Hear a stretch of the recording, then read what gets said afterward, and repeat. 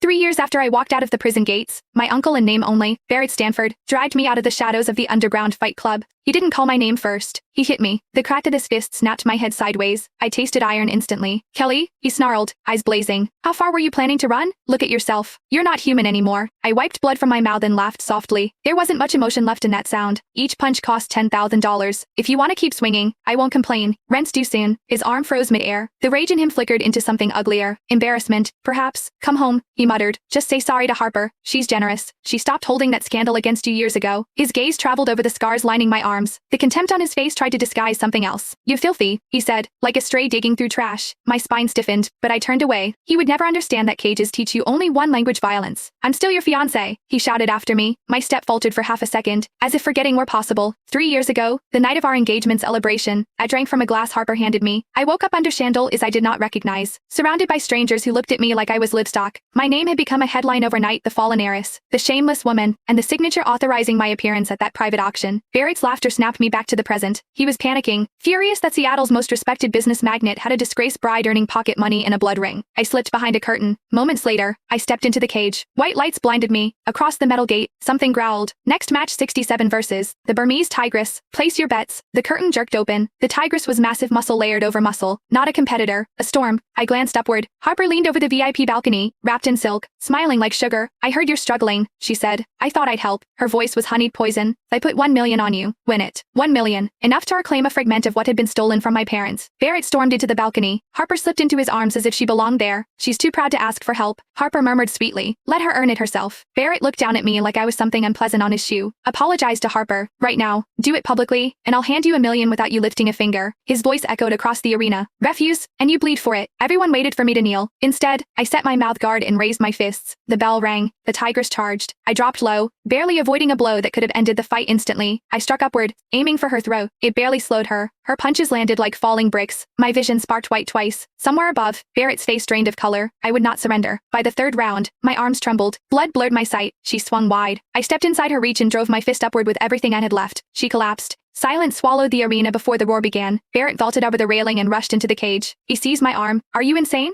He shouted. Do you want to die? Blood dripped from my chin onto the canvas. I won, I rasped. Tell her to pay. His hand clamped around my throat. His voice turned cold. If money mattered this much to you, maybe I should have sold you for more. That night, the world tilted. Darkness crept in, and with it, memory. That night, whispers behind velvet curtains. Ruining her reputation clears the way for Miss Harper. She deserves it for slandering her. Harper had orchestrated everything, leaked her own photos, played the victim, made sure I carried the blame. Barrett never questioned it. Drugged and dizzy, I had seen Harper clinging to him, while men appraised me under bright lights. The heiress herself. Bidding starts now.